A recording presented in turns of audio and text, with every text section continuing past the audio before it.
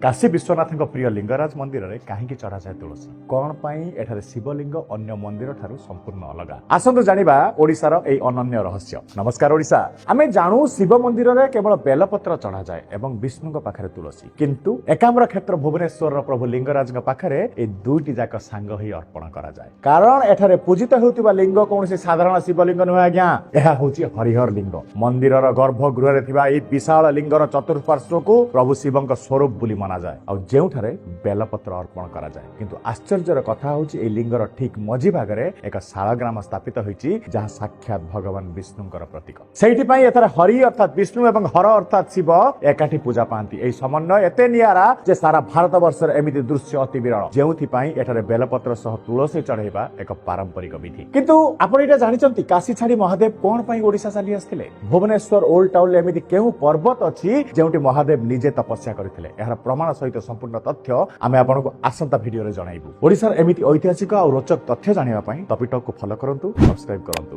नमस्कार, जय जगन्नाथ।